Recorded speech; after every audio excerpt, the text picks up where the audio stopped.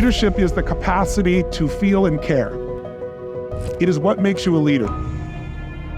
You know, we all sometimes are leaders, but we don't use our leadership ability. And a lot of people think of leadership as an inborn capacity. And I think there are some people that have an inborn sense of certainty. They seem to have this feeling that they're willing to be a little bit fearless. They're not really fearless, they're scared, but they do it anyway. No one is fearless. You'd be fearless, you'd be dead. But there's certain people, there's just something that's driving them. There's something they're after that they value more than their fear. And most of them, in my experience, condition themselves to have that kind of certainty that allows them to lead. The word hero comes in Latin first from the word servo, and servo comes from the word servant. Who is the hero in the oldest stories? The person who goes out and fights the battles, protects the city, slays the dragon. They sacrifice their lives. Most of them went out and figured out how to literally be willing to give up everything in order to serve. That's the way you become a hero, is to serve. And so I know there are many kinds of leadership, but mine is the servant leadership, and there's a great power in servant leadership. And I'm not here to tell you what to believe spiritually, and I never would. I believe whatever you believe, you better practice it. But I do believe one thing. There is a force greater than your intellect. There's a force greater than your mind. I really believe that the state of you as a leader is going to be the single most important thing that's going to affect your ability to lead, your personal state. That's where leadership starts. Because ultimately as a leader, what is your job? What do leaders do? They influence. But you can't control people, you can only influence them.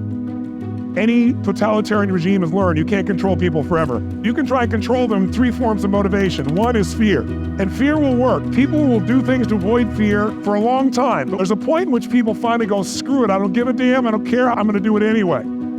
The second motivation is incentives. You can try and incentivize people to do it. If you do this, I'll give you that reward. And most leaders try to use incentives, especially business leaders. But there's a problem, and the problem is if I have to do this to reward you every time, is that leadership or is that bribery? And the problem with bribery is it has its limits. The ultimate reward, the ultimate thing that leads people, those spiritual needs. All the needs are important, but you know the 6 needs, right? What's number 1? Certainty. And by the way, isn't that what a leader brings to the table? Certainty? Everybody else is freaking, oh, what do we do? And somebody goes, move, I'll handle it. They don't try to get everybody else to do it, hide back and be afraid. What if I fail? They just step up. If I fail, what do I do? Use it, find a way, change, make it happen.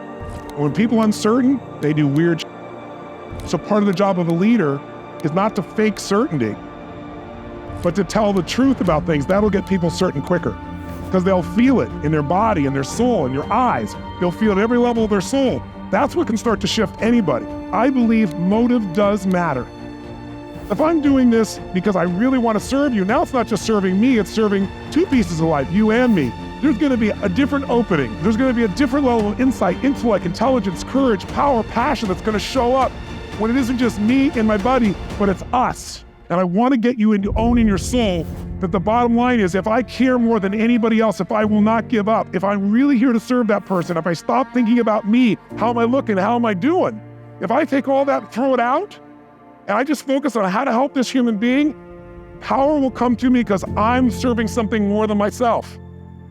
And my ultimate goal is, if I can influence all these people, they're going to go home and influence. And then the game never stops. And so my passionate desire in serving you, and the reason I came by is, I want to make sure that some part of you, we all have uncertainty. I do too. But I have a lot less of it. If you lift a weight once, you might have your muscle stay. But if you keep lifting and you keep lifting more, that muscle's going to grow. It's not you're so strong, it's that you work out. Everybody says they want to grow, but nobody wants to change. Everybody says they want to grow. I want my life to be better. I want this, I want that. I want a better relationship. I want to have a better relationship with my kids, a better relationship with God. I want a better body. I want better, I want more. I want the growth. I just don't want to do what's necessary to make that growth happen, called change. And why not? Because change brings with it uncertainty. What if I fail? What if it ends? What if I try all this stuff and it doesn't work and I call the guy and he doesn't have another plan to fake Tony out? Most of us, when we're figuring out what it takes to lead, what we want to make better, we notice the visible when the invisible forces are the ones that are controlling everything. And if you're a leader, your job is to influence the invisible forces. Any idiot can leverage somebody, motivate somebody by fear or incentive and get them to do shit in the moment. That's behavior in the moment, but it won't last a month from now because there's no growth. You just got someone to do something right now. That's a manager, not a leader. Managers get people to do shit. Leaders get people to do shit when you're not there, at a higher level than before you interacted with them. Leaders help people to create a higher level state, a higher level blueprint. Managers manage the state for the moment. Giant difference. I didn't come here to have you become managers. If you're going to be an agent of a lasting change, I'm not just talking about change. Change happens all the time. You have to do nothing to be an agent of change, just be around and claim credit for it. Because how often is the world changing? How often are people changing? How often? All the time. In fact, most of us try to pretend people aren't changing because we don't like that much change. The most powerful forces in everyone's life are invisible forces. Forces like gravity, forces like radiation, forces like love or hate. Those forces are shaping the entire world, the entire universe. And of them all, the ultimate force is that human emotion. And that human emotion is also coming from invisible forces like beliefs and values and rules and needs. And the way you're bringing the stories you've made up about people, the story about where you're supposed to be in your life right now. How many of you have an expectation about how you're supposed to be financially or physically or in your relationships or in your family or in your career that has changed at different stages of your life? Like it was okay to do certain things at 20, but 30 it was like, what the hell? How many recently had your blueprint, your expectation, your invisible forces messed with because the world has changed different than you anticipated and it's created some discomfort for you? Guess what? More is coming. So here's my first question.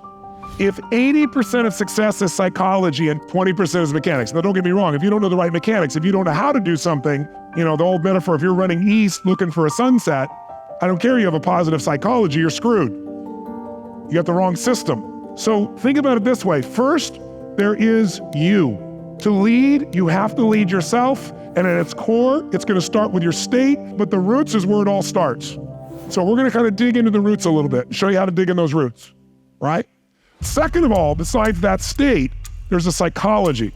There is a blueprint. There's a mindset inside of you. There's a set of beliefs inside of you, and those beliefs are going to be most important. If you and I are going to lead, and I want you to write the answers to two questions. Why must you master the skills of leadership? Why must you become an agent of change? Why must you become an extraordinary influencer? Why is it a must for you and not a should? If you do it, what can you do? What can you get? What can you create? So why? What do you miss out on if you don't master this? And the second question is, what would need to be changed or enhanced inside of you for you to be a more effective leader?